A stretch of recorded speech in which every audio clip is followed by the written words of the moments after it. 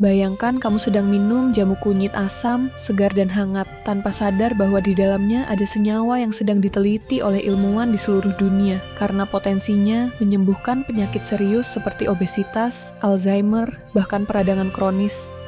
Ternyata yang selama ini kita anggap cuma bumbu dapur atau bahan jamu tradisional, bisa jadi jawaban untuk gaya hidup sehat yang lebih alami.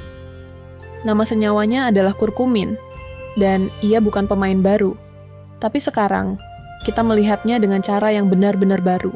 Sejak kecil, kita mungkin sering dengar ibu atau nenek bilang kalau kunyit itu bagus buat pencernaan, atau sering dipakai untuk menyembuhkan penyakit dalam. Tapi sekarang, dunia sains barat mulai menyadari hal yang sama. Kurkumin, zat aktif utama dalam kunyit, sedang jadi pusat perhatian dalam dunia penelitian medis karena efek antiinflamasi dan antioksidannya yang sangat kuat. Dan ini bukan cuma klaim asal-asalan. Penelitian terbaru yang diterbitkan April 2025 menunjukkan bahwa kurkumin memiliki potensi besar dalam menangani masalah kompleks seperti obesitas, peradangan kronis, dan penyakit neurodegeneratif. Yang menarik, semua masalah ini punya satu akar penyebab yang sama, inflamasi. Peradangan bukan hal buruk. Saat kita luka atau sakit, tubuh memang sengaja menciptakan peradangan sebagai mekanisme perlindungan.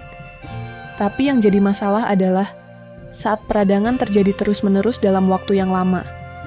Ini yang disebut inflamasi kronis.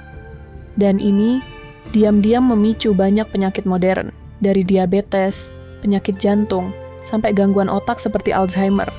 Dan disinilah kurkumin bisa bekerja dengan menekan jalur inflamasi tertentu di tubuh, seperti NF-kB dan MAPK. Jalur ini seperti tombol on untuk reaksi peradangan di tubuh. Ketika ditekan oleh kurkumin, proses peradangan melambat atau bahkan berhenti. Artinya, kurkumin tidak hanya bersifat menenangkan, tapi juga bisa mencegah kerusakan jangka panjang yang dipicu oleh peradangan.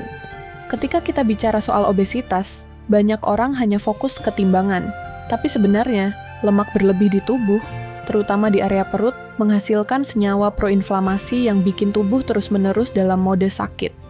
Itulah kenapa orang yang kelebihan berat badan sering lebih rentan terhadap penyakit lain. Penelitian menunjukkan bahwa kurkumin bisa membantu menurunkan berat badan secara tidak langsung dengan mengurangi peradangan ini. Selain itu, kurkumin juga bisa meningkatkan sensitivitas insulin yang sangat penting buat mencegah diabetes tipe 2. Beberapa studi bahkan menemukan bahwa kurkumin bisa mengubah ekspresi gen yang berhubungan dengan penyimpanan lemak dan metabolisme. Bagian yang paling mengejutkan, kurkumin ternyata punya efek perlindungan terhadap otak. Ia bisa meningkatkan kadar BDNF, Brain Derived Neurotrophic Factor, sejenis protein yang mendukung pertumbuhan dan perbaikan sel-sel otak. Kadar BDNF yang rendah dikaitkan dengan depresi, gangguan kecemasan, dan Alzheimer. Dengan kata lain, konsumsi kurkumin secara rutin bisa jadi membantu mempertahankan fungsi otak seiring bertambahnya usia.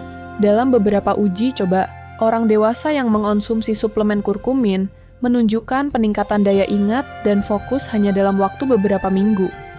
Sayangnya, tubuh manusia nggak menyerap kurkumin dengan mudah.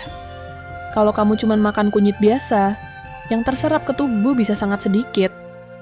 Tapi, ada trik, menambahkan piperin, zat aktif dari lada hitam, bisa meningkatkan penyerapan kurkumin hingga 2000%. Makanya, banyak suplemen kurkumin di pasaran sekarang sudah dikombinasikan dengan piperin, atau teknologi lain seperti nanopartikel, liposom, atau kurkumin terlarut lemak. Buat yang suka cara alami, kamu bisa coba konsumsi kunyit bersamaan dengan minyak kelapa atau lada hitam. Kombinasi ini bisa bantu tubuh menyerap kurkumin lebih baik. Kita hidup di dunia yang cepat, penuh stres, makanan instan, dan terlalu banyak waktu duduk. Nggak heran tubuh kita gampang ngambek dalam bentuk inflamasi, kelelahan, dan kabut otak. Tapi mungkin solusinya nggak selalu serum jutaan atau terapi mahal. Bisa jadi jawabannya ada di dapur, dalam segelas jamu, dalam sepiring nasi kuning, atau bahkan dalam kapsul kecil yang mengandung kurkumin. Jadi, apa kamu sudah pernah rutin mengonsumsi kunyit atau suplemen kurkumin? Apakah kamu percaya bahan alami seperti ini bisa bersaing dengan obat-obatan modern dalam jangka panjang? Atau menurut kamu, ini cuma tren kesehatan sesaat? Tulis pendapatmu di komentar.